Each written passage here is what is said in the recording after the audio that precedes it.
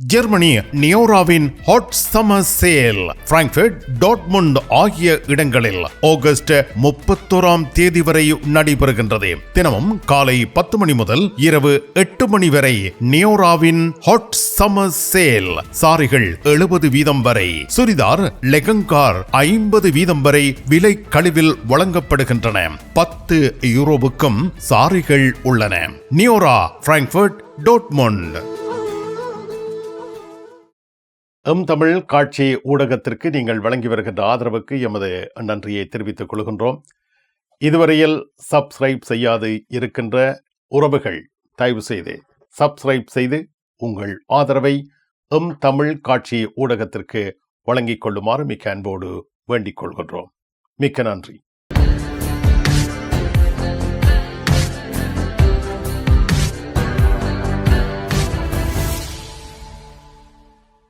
Germany செய்திகள். Germany நாட்டில் இருந்து வேலும் மயிலும் ராமகிருஷ்ணன் அவர்கள். எந்தமிழ் உறவுகளே வணக்கம். ஜெர்மனி நாட்டில் அகதி விண்ணப்ப பரிசீலனை செயற்கை நுண்ணறிவு மூலம் நடத்தப்பட இருப்பதாக தெரிவிக்கப்படுகிறது.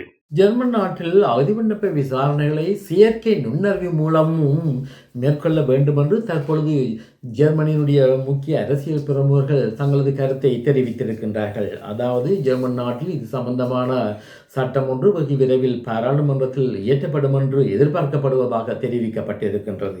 அதாவது செயற்கை நுண்ணறிவை பயன்படுத்துவதன் மூலம் ஒரு அகதியினுடைய தனிப்பட்ட மற்றும் கடந்த கால வாழ்க்கை சம்பந்தமான பல விடயங்கள் பரிசீலனைக்கு உட்படுத்தக்கூடிய வாய்ப்பு உள்ளதாக தெரிவிக்கப்பட்டிருக்கின்றது. குறிப்பாக ஜெர்மனியின் பாதுகாப்பு கட்டமைப்பு மற்றும் உளவு அமைப்புகள் கூட இது சம்பந்தமான விவரங்களை பெற்றுக்கொள்ள முடியும் என்று எதிர்பார்க்கப்படுவதாக தெரிவிக்கப்பட்டிருக்கின்றது. இதே வேளையில் பல பொது அமைப்புகள் மற்றும் அகதிகளுக்காக ஆதரவாக இயங்குகின்ற அமைப்புகள் இவ்வகையான திட்டத்திற்கு தமது எதிர்ப்பை தெரிவித்துள்ளதாக தெரிவிக்கப்பட்டிருக்கின்றது. அகதிகள் பல துன்பங்களின் மத்தியில் இந்த நாட்டுக்கு வருவதாகவும் அவ்வையானவர்களுக்கு இவ்வையான செயற்பாடு குறிப்பாக அகதி விண்ணப்ப விசாரணை சம்பந்தமாக முடிவெடுப்பதை செயற்கை நுண்ணறிவிடம் விட்டு வைத்தல் கூடாது என்றும் இவர்கள் தெரிவித்துள்ளதாக தெரிவிக்கப்பட்டுள்ளது. ஜெர்மனியின் சிறைச்சாலை அதிகாரி ஒருவருக்கு நீதிமன்றம் தண்டனை விதித்துள்ளது.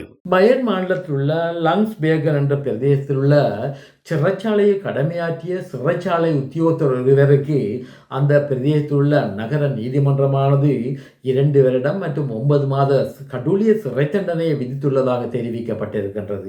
அதாவது இந்த சிறைச்சாலையில் கடமையாற்றிய இந்த சிறை காவலாளர் சட்டவிரோதமான முறையில் இந்த சிறையில் இருந்த சிறை கைதிகளுக்கு கைத்தொலைபேசி மற்றும் அவர்களுடைய பாவனைக்குரிய சில பொருட்களை சட்டவிரோதமான முறையில் வழங்கியதாக தெரிவிக்கப்பட்டிருக்கின்றது. இந்த சட்டவிரோதமான முறையில் இவ்வையான பொருட்களை சிறை கைதிக்கு வழங்கியதன் மூலம் இவர் 1150 யூரோக்களை கையூட்டாக பெற்றதாகவும் பின்னர் இந்த விடயம் தெரிய வந்த நிலையில் இவருக்கு எதிராக வழக்கு தொடரப்பட்டு தற்பொழுது நீதிமன்றம் இந்த தீர்ப்பை வழங்கியுள்ளதாக தெரிவிக்கப்பட்டிருக்கின்றது.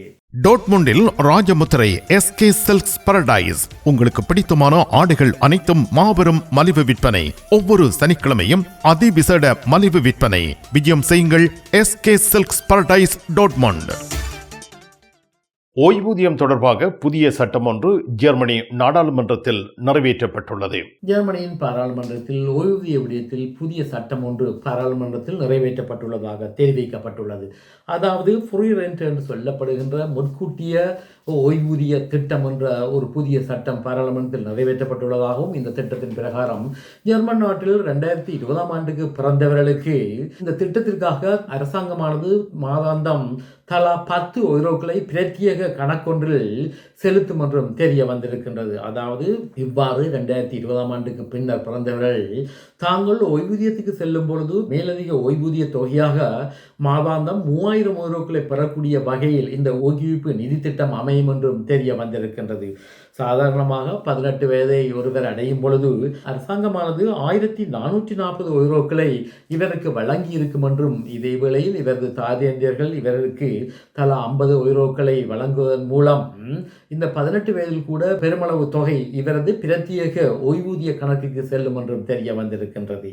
18 வயதை அடைந்த பிற்பாடும் இவர்களுக்கு தொடர்ந்து அரசாங்கமானது 10 யூரோக்களை வழங்கும் என்றும் தெரிய வந்திருக்கின்றது. சாதாரணமான ரீதியில் ஒருவர் மேலதிக மேலதிக தொகையாக 200 யூரோக்களை இந்த ஓய்வூதிய கணக்குக்கு வழங்கும் பொழுது ஓய்வூதியம் பெறும் காலத்தில் இவருக்கு 2,50,000 யூரோக்கள் வரை பெற முடியும் என்றும் தெரிய வந்திருக்கின்றது. எதிர்வரும் காலங்களில் ஓய்வூதிய திணைக்களத்திற்கிடம் போதிய அளவு பண கையிருப்பு இருக்க முடியாத சூழ்நிலை ஏற்பட்டால் இவ்வகையான ஊக்குவிப்பு திட்டமானது பாரிய அளவில் உதவி செய்யும் என்று எதிர்பார்க்கப்படுவதாக தெரிய வந்திருக்கின்றது.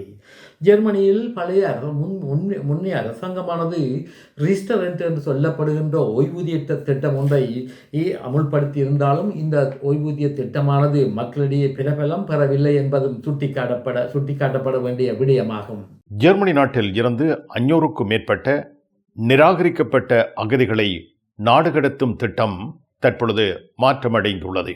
ஜெர்மனியின் குறிப்பாக நோட்ரேம்-வெஸ்ட்பாடன் மாநிலத்தில் உள்ள கொலோன் நகரத்தில் நிராகரிக்கப்பட்ட 500 அகதிகளை நாடு கடத்துவதற்கு ஏற்ற வகையில் இதற்காக இந்த மாநிலத்தினால் அமைக்கப்பட்ட பிரத்யேக அலுவலகமானது நிராகரிக்கப்பட்ட அகதிகளை நாடு கடத்துவதற்கு ஏற்ற வகையில் உதவிகளை வழங்கியிருந்த நிலையில் இந்த உதவியை கொலோன் நகர வெளிநாட்டவர் காரியாலயமானது ஏற்க மறுத்ததாக தெரிவிக்கப்பட்டுள்ளது. 500க்கும் மேற்பட்ட முன்னாள் யூகோஸ்லாவியாவிலிருந்து வந்த இந்த அகதிகள் அகதி விண்ணப்பம் நிராகரிக்கப்பட்ட நிலையில் நாடு கடத்துவதற்கு தயாரான நிலை இருந்த பொழுது இந்த கொலோன் வெளிநாட்டவர் காரியாலயம் இந்த உதவியை மறுத்ததாக தெரிவிக்கப்பட்டிருக்கின்றது. கடந்த வாரம் இவ்வாறு நிராகரிக்கப்பட்ட அகதிகள் சிலர் குளிர்நிலை குற்றவியல் சம்பவங்களில் ஈடுபட்டதாகவும் இவ்வகையான குளிர்நிலை குற்றவியல் சம்பவங்களில் ஈடுபட்ட பொழுது இவர்கள் பரஸ்பரம் கத்தி மற்றும் துப்பாக்கி பிரயோகங்களை மேற்கொண்டதாக தெரிவிக்கப்பட்டிருக்கின்றது. இதன் பின்னர் இந்த விடயமானது தற்பொழுது வெளிச்சத்துக்கு வந்துள்ளதாக தெரிவிக்கப்பட்டிருக்கின்றது. இதே வேளையில் டுசுல்டோவ் நகர நிர்வாகமானது இவ்வாறு கோஸ்வெல் அமைந்துள்ள இந்த பிரத்யேகமான வெளிநாட்டவர்களை நிராகரிக்கப்பட்டவர்களை நாடு கடத்துவதற்காக அமைக்கப்பட்ட அமைப்பு வழங்கிய உதவியை பெற்றுக்கொண்டதாகவும் டுசுல்டோவ் நகரத்தில் 56 பேர் இவ்வாறு நாடு கடத்தப்பட இருந்த நிலையில் 9 பேரை நாடு கடத்தியதாக தெரிவிக்கப்பட்டிருக்கின்றது. கொலோன் நகரத்தில் உள்ள வெளிநாட்டவர் காரியாலயத்துக்கு எதிராக தற்பொழுது போலீசில் வழக்கொன்று பதிவு செய்யப்பட்டுள்ளதாகவும் இந்த வழக்கு சம்பந்தமான மேலதிக விசாரணைகள் தற்பொழுது மேற்கொள்ளப்பட்டு வருவதாக தெரிவிக்கப்பட்டிருக்கின்றது. இதேவேளையில் கொலோன் நகரத்தில் உள்ள இந்த செயற்பாட்டுக்கு எதிராக ஜெர்மன் நாட்டில் நாடுதளாவிய ரீதியில் கண்டனங்கள் எழுந்துள்ளது என்பது குறிப்பிடத்தக்கதாகும். இது இவ்வாறு இருக்க ஜெர்மனியின் பாராளுமன்றத்தில் வெளிநாட்டவர்களுடைய கல்வி தராதரங்களுடைய தகமைகளை ஜெர்மனியில் பரிசீலனைக்கு உட்படுவது சம்பந்தமான ஒரு சட்டமானது இயற்றப்பட்டுள்ளதாக தெரிவிக்கப்பட்டுள்ளது. குறிப்பாக வெளிநாட்டிலிருந்து ஜெர்மன் நாட்டிற்கு வந்த வைத்தியர்கள் மற்றும் மருந்து ஆகங்களில் கடமையாற்றுகின்றவர்கள் மற்றும் மருத்துவீச்சு தொழில்களை மேற்கொள்ளுகின்றவர்கள் தங்களது கல்வி தகமைகளை ஜெர்மன் நாட்டினுடைய கல்வி தகமைக்கு எவ்வகையில் ஒப்பீடானது என்று பார்ப்பதற்கு தமது பத்திரங்களை சமர்ப்பிக்காமலே கென்னிஸ் புரிசிங் என்று சொல்லப்படுகின்ற பிரத்யேக பரீட்சை ஒன்றுக்கு இவர்கள் தோற்ற முடியும் என்றும் தெரிய வந்திருக்கின்றது. இவ்வாறு இந்த பிரத்யேக பரீட்சைக்கு இவர்கள் தோற்றுவதன் மூலம் வெகு விரைவில் ஜெர்மன் நாட்டில் இவர்கள் வேலைகளை பெற்றுக்கொள்ள முடியும் என்றும் தெரிய வந்திருக்கின்றது. மேலும் ஜெர்மனியில் அகதிகளுக்கு ஜெர்மன் அரசாங்கமானது நேரடியாக அங்கீகரிக்கப்படாத நிலையில் ஜெர்மன் மொழி கற்றுக்கொள்வதற்கு உரிய நிதியுதவியை மறுத்திருந்தது. தற்பொழுது அகதிகள் மற்றும் மனிதாயமான அடிப்படையில் ஜெர்மன் நாட்டில் வாழ்வதற்கு அதிகாரம் பெற்றவர்களை தவிர உக்ரைன் நாட்டைச் சேர்ந்தவர்கள் மற்றும் ஐரோப்பிய ஒன்றிய நாடுகளிலிருந்து ஜெர்மன் நாட்டுக்கு வந்தவர்களும் புண்டசம் என்று சொல்லப்படுகின்ற ஆதிகளுக்கான சமஸ்டி அலுவலகத்தினால் வழங்கப்படுகின்ற நிதியுதவியை இவ்வாறு மொழி கல்வியை கற்றுக்கொள்வதற்கு பிரத்யேகமான மேலதிக இடங்கள் இருந்தால் இவர்கள் இந்த சலுகைகளையும் பெற்றுக்கொள்ள முடியும் என்றும் தெரிய வந்திருக்கின்றது. ஜெர்மனியில் உங்கள் நண்பன் கோபரா ஞானம் நாகரிக நங்கிற்கும் ஆடவருக்கும் ஏற்ற நவீன ரக புடவைகளை ஜெர்மனியில் நாள்தோறும் அறிமுகம் செய்யும் கோபரா ஞானம் ஸ்தாபனத்தில் தரமான ஆடை திணுசுகளை எப்பொழுதும் மலிவு விலைகளில் பெற்றுக் கொள்ளலாம் என்பதை மறந்து விடாதீர்கள். கோபரா ஞானம் டாட்முண்ட். இனி உலகச் செய்திகள். இஸ்ரேலிய வான்படையினர் இன்று காசாவில் உள்ள ஹமாஸ் தீவிரவாத அமைப்பிற்கு எதிரான முறையில் விமான தாக்குதல் ஒன்றை மேற்கொண்டிருந்தது. இந்த விமான தாக்குதலின் பொழுது ஹமாஸ் அமைப்பினுடைய இராணுவ தளபதி ஒருவர் கொல்லப்பட்டதாகவும் இதே வேளையில் ஹமாஸ் அமைப்பினுடைய போலீஸ் பொறுப்பதிகாரி ஒருவரும் கொலை செய்யப்பட்டுள்ளதாக தெரிவிக்கப்பட்டிருக்கின்றது. கடந்த சில வாரங்களாக இவ்வகையான தாக்குதலை இடநிறுத்தி வைத்திருந்த இஸ்ரேலிய வான்படையானது தற்பொழுது மீண்டும் தனது தாக்குதலை ஆரம்பித்துள்ளதாக தெரிவிக்கப்பட்டிருக்கின்றது. சவுதி அரேபியா, துருக்கி மற்றும் பாகிஸ்தான் சேர்ந்த பாதுகாப்பு ஒப்பந்தத்துக்கு எதிரான முறையில் இஸ்ரேல் இந்தியாவானது தமது ஒத்துழைப்புகளை கூட்ட உள்ளதாக தெரிவிக்கப்பட்டிருக்கின்றது. அதாவது இந்த ஒப்பந்தம் அறிவிக்கப்பட்ட பிற்பாடு இந்திய பிரதமர் மோடி அவர்கள் இஸ்ரேல் நாட்டினுடைய பிரதமர் பெஞ்சமின் நெட்டன்யாவுடன் தொலைபேசியை தொடர்பு கொண்டு இது சம்பந்தமாக ஆராய்ந்ததாக தெரிவிக்கப்பட்டிருக்கின்றது. இவர்களின் கூற்றின்படி துருக்கியினுடைய அயல் நாடான கிரேக்கம் மற்றும் சைப்ரஸ் போன்ற நாடுகளுக்கு மேலதிக பாதுகாப்பு ஒத்துழைப்புகளை வழங்குவதென்றும் மேலும் இந்த 2 நாடுகளுடைய பாதுகாப்பை பலப்படுத்துவது சம்பந்தமாக இவர்கள் பரஸ்பரம் தங்களுடைய கருத்துக்களை பரிமாறிக்கொண்டதாக தெரிவிக்கப்பட்டிருக்கின்றது. மிக்க நன்றி வேலும் மயிலும் ராமகிருஷ்ணன் அவர்களே. மீண்டும் சந்திப்போம். வணக்கம். அதெல்லாம் இருக்கட்டுமாப்பா, வீட்டு டிடி பாக்ஸ் இருக்கோ என்ன இல்லையோ? எனக்கு விசாக்கு முதல் டிடி பாக்ஸ் இருக்கும் இல்ல. சரி ஓகே பாய், நைட் எடுக்கிறேன் என்ன? சரியா இங்க என்னடா வாங்கி விற்கிறாராம். என்னப்பா உலகம் டிடி பாக்ஸ் எல்லாம் இருந்திருக்கு? இல்ல அவர் என்னன்னு சொன்னா ஃபுட் சிட்டி வச்சுக்கிறாரு தானே, இப்ப கொஞ்சம் பிஸியா இருப்பார். அவர் வீட்டை டிவியும் பாக்குறீல, அப்ப இப்ப நான் போறேன் தானே, இப்ப வாங்கி விற்பேன். மறந்துடாதீங்கோ, நீங்களும் வீட்டுல டிடி பாக்ஸ் வாங்கி வைங்க. தமிழ் தொலைக்காட்சிகளின் நிகழ்ச்சிகளை தங்கள் இல்லங்களுக்கு எடுத்து வருவதில் முன்னணி வகிப்பது டிடி பாக்ஸ். நீங்கள் விரும்பும் தொலைக்காட்சி நிகழ்ச்சிகளை இலகுவாக பார்த்து மகிழ டிடி பாக்ஸ். விவரங்களுக்கு 0049 1630 00 78 00.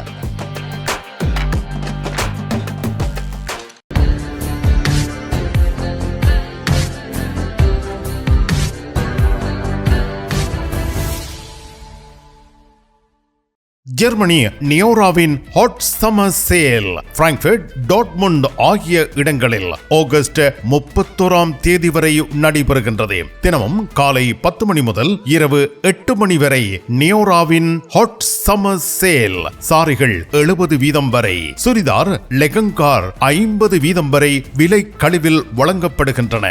10 யூரோவுக்கும் சாரிகள் உள்ளன. நியோரா, பிராங்க்ஃபர்ட், டாட்முண்ட்.